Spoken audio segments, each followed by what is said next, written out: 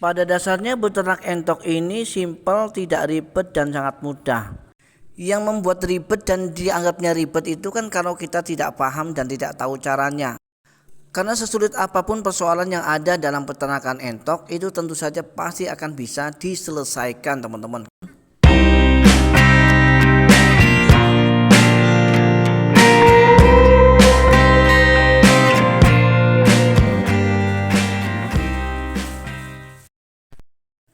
Assalamualaikum warahmatullahi wabarakatuh. Apa kabar teman-teman dan sahabat semua hari ini? Saya doakan mudah-mudahan teman-teman dan sahabat semua senantiasa dalam keadaan sehat walafiat, murah rezekinya serta dimudahkan dalam segala urusannya. Amin ya robbal alamin. Lagi-lagi dan lagi teman-teman, saya kembali membuka salah satu komentar yang mendarat pada video saya sebelumnya teman-teman. Dan dari sekian banyak komentar yang mendarat, tentu saja berbagai macam komentar teman-teman. Artinya tidak hanya satu keluhan.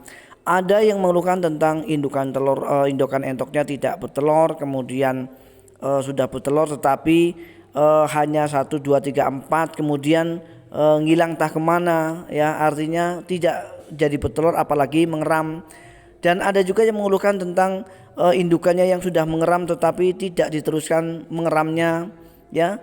Untuk yang pembesarannya juga demikian, sudah habis banyak sekali pakan tetapi entoknya juga tidak kunjung besar.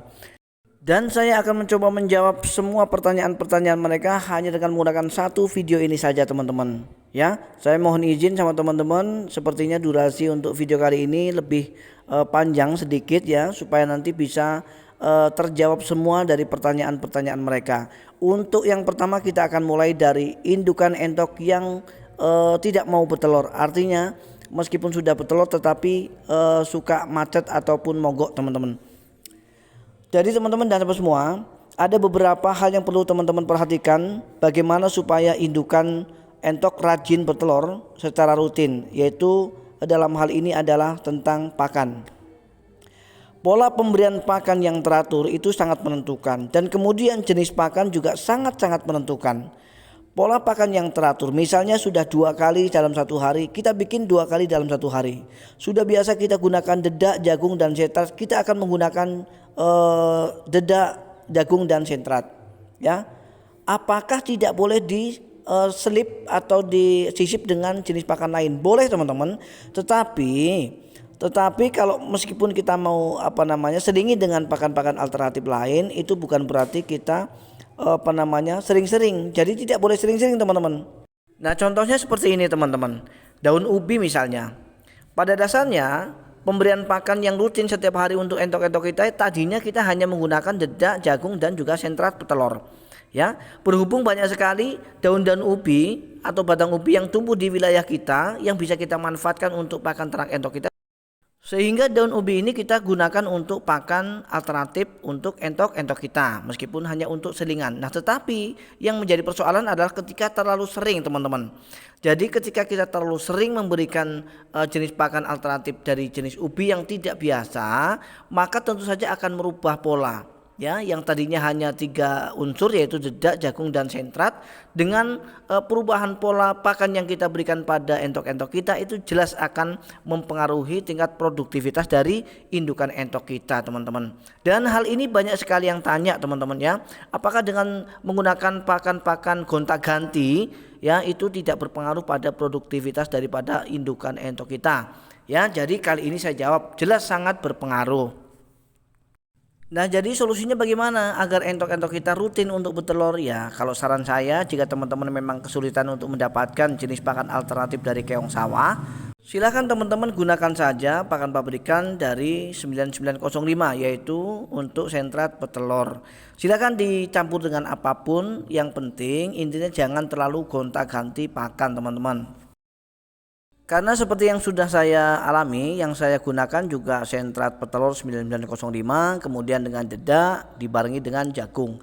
Itu untuk pakan harian teman-teman. Dan alhamdulillah dengan menggunakan pemberian jenis pakan ini teman-teman, indukan entok saya aktif di dalam memproduksi telurnya teman-teman.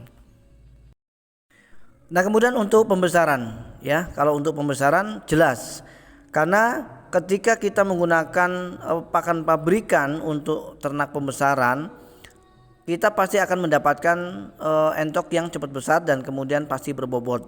Nah, permasalahannya adalah ketika kita selalu menggunakan jenis pakan dari pabrikan, yang mana pakan pabrikan ini pastikan harus kita beli teman-teman dengan harga yang mahal, maka dimungkinkan kita akan mengalami kerugian. Setidaknya kita mendapatkan untung pun pasti tipis sekali ketika kita tidak selingi dengan pakan-pakan alternatif. Ini kuncinya ya kalau untuk pembesaran.